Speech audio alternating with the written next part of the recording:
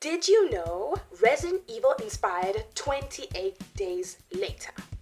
The 1996 Resident Evil video game inspired screenwriter and director Alex Garland's screenplay for 28 Days Later.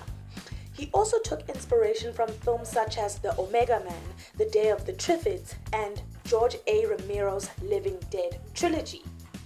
In an interview with GQ, he explained that playing Resident Evil reminded me how much I loved zombie movies.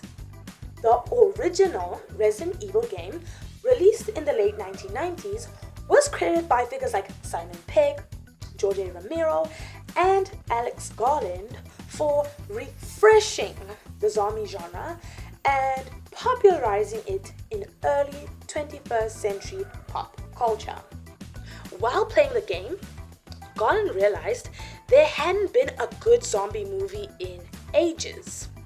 This is where the writing for 28 Days Later began.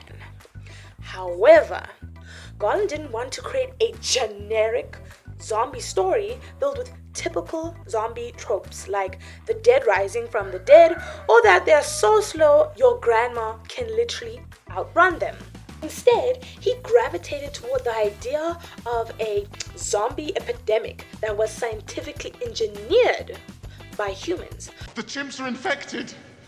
They're highly contagious. They've been given an inhibitor. Infected with what? In order to cure, you must first understand. Infected with what? Rage. Rather than caused by supernatural forces. As a self-described science nerd, Alex Garland was drawn to reading about cutting-edge theories like multiverses, which influenced his writing. He then incorporated his passion into the 28 Days Later script. Resident Evil is often credited with helping shift zombie lore from supernatural origins like curses and magic to man-made viruses and infections. So what specifically inspired Garland to create the zombies in 28 Days Later? The idea began to take shape while he was playing the game. After becoming skilled at it, he said, "I was thinking the zombies are not actually very scary because you can kill them quite easily or get away from them with a brisk walk. The zombies in the game were simply too slow to feel like a real threat. However, the zombie dogs were different. They were fast, aggressive, and far more dangerous than their human counterparts.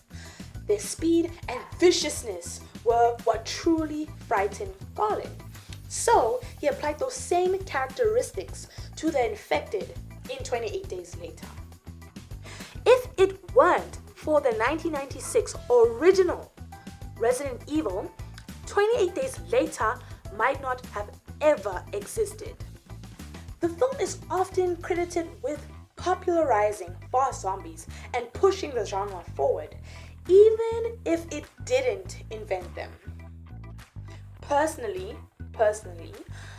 I think fast zombies are the scariest version ever created. What do you think is the scariest type of zombie? And which Resident Evil game is your favorite? Let me know in the comments below. Bye!